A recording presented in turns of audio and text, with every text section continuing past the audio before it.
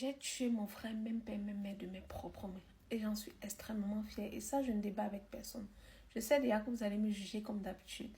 Faire des jugements parce que vous êtes toujours fort pour juger la forme. Mais vous n'entrez jamais dans le fond. Je vous rappelle que nous sommes deux à nos parents. Malheureusement, ils sont décédés. Et quand nous avons grandi, mon frère a eu vraiment le succès dans ses affaires. Ce qui fait qu'il est devenu un homme très riche et reconnu dans le pays. Et donc, comme moi je souffrais avec ma fille, il m'a proposé de me récupérer l'enfant. Comme ça, histoire de m'aider dans les tâches, payer les études, payer tout ce qu'il faut. Vraiment prendre soin de l'enfant. Moi, je n'ai pas trouvé d'inconvénient parce que c'est mon frère. Et ton frère ne peut quand même pas te demander de prendre l'enfant. Et toi, tu refuses. Enfin, je veux dire, je ne trouve pas d'excuses ni même de raison pour refuser. J'étais même au contraire très fière parce que vraiment, j'avais des soucis et j'arrivais pas à m'en sortir. Et donc, quand il a pris ma fille, tous les jours, ça se passait bien. Et donc, quand il a pris ma fille, 1 an plus tard, ma fille a vraiment commencé à chuter à l'école. C'est nous tombé. Je me suis demandé, mais qu'est-ce qui ne va pas? Est-ce que ma fille a un problème?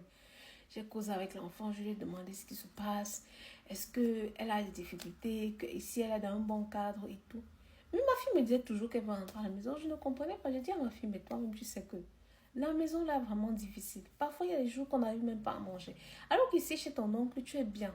Tu peux manger quand tu rentres de l'école.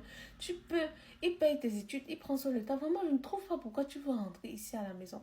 Je ne trouve vraiment pas pourquoi tu veux rentrer là-bas à la maison, sachant comment la maison est. Tu connais toi-même les réalités de notre maison. Supporte, tu finis ici chez ton oncle.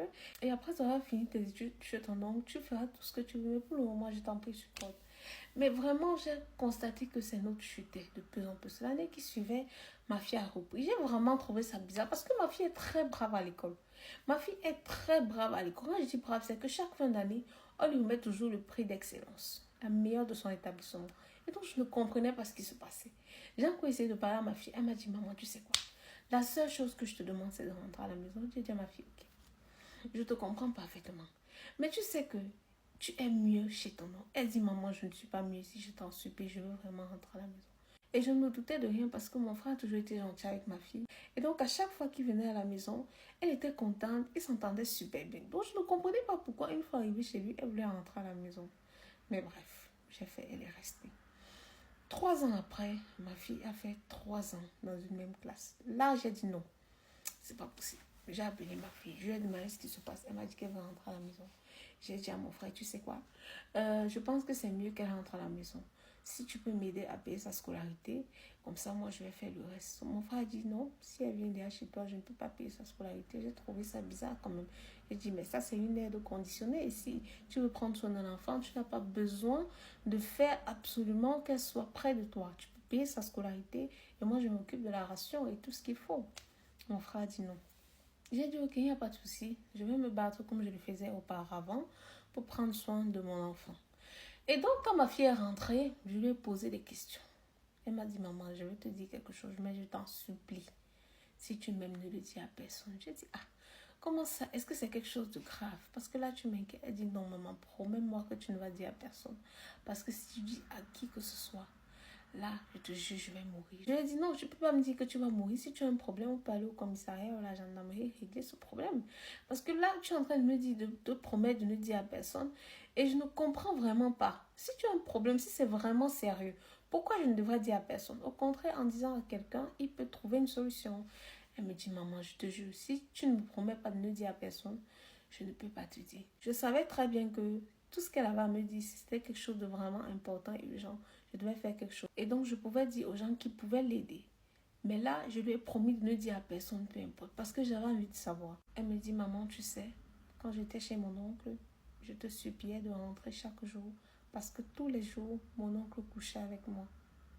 Ma tante, qui est sa femme, savait, et donc, elle était complice.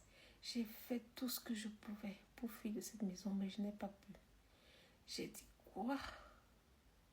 J'espère que tu blagues. Parce que je te jure que si ce n'est pas une blague, je le tue de mes propres mains.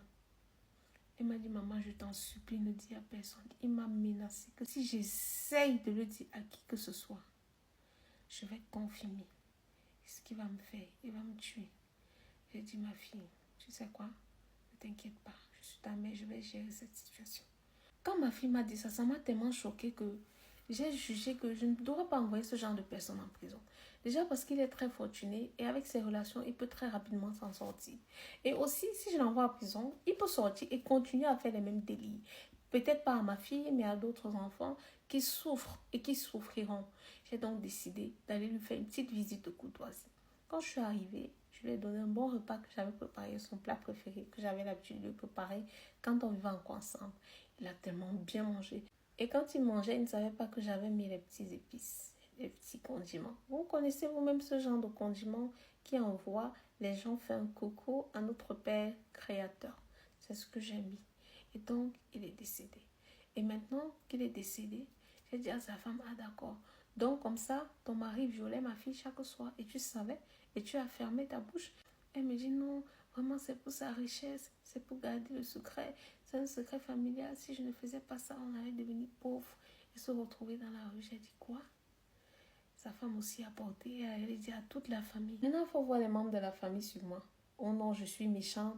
Vraiment, comment j'ai pu faire ça à mon propre frère? En plus, c'est mon seul et unique frère. Comment j'ai pu le tuer? Je lui ai dit, hein? Vous ne savez pas que ce qu'il a fait à ma fille, c'est la tuer?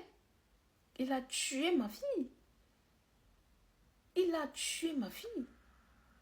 Tout le monde dit que je suis méchante. Non, mais franchement, il méritait la mort ou pas?